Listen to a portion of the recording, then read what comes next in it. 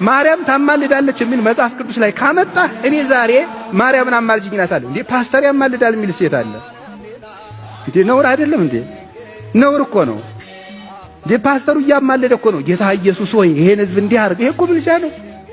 ምልጃ ማለት እኮ አንዱ ለሌላው መጸለይ ነው።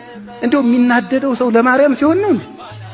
የሚነደው ጥርሱን እንዳይሰጣን የሚያፋጨው ለማርያም ሲሆን ነው? ለሱ ሲሆን የጸልይልሻለሁ የጸልይልሃለሁ የሚል ሰው የለም።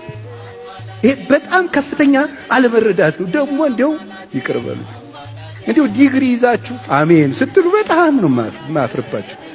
የምር እኮ ነው።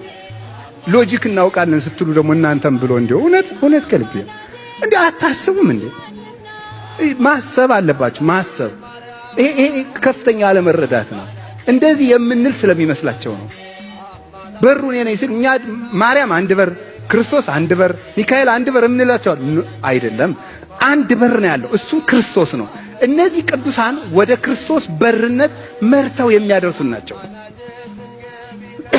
ምክንያቶቻችን ናቸው። በሩ ክርስቶስ ብቻ ነው። ሌላ ምንም አያስፈልገኝም። እንግዲያማ ክርስቶስ ይስበካ።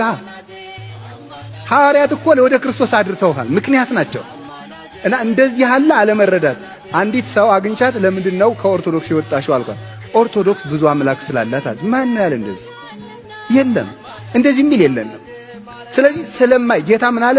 ማቴዎስ ወንጌል ምዕራፍ 22 ቁጥር 33 ላይ ስሕትክሙ በኢያእምሮ መጻሕፍት ወኢ ኃይለ እግዚአብሔር፣ መጻሕፍትንና የእግዚአብሔርን ኃይል ስለማታውቁ ትሳሳታላችሁ አላቸው። እና መረዳት ነው። ማርያምን እኮ የምታመልኩት እንደዚህ ነው የሚሉ እንደዚህ ነው የሚሉ ሲል ሰው ምን ማለት ነው ያለበት? እሱ ያንተ ሐሳብ ነው፣ እኛ እንደዚህ አይደለንም ብለን መናገር አለብን። እየሰማችሁኝ ነው?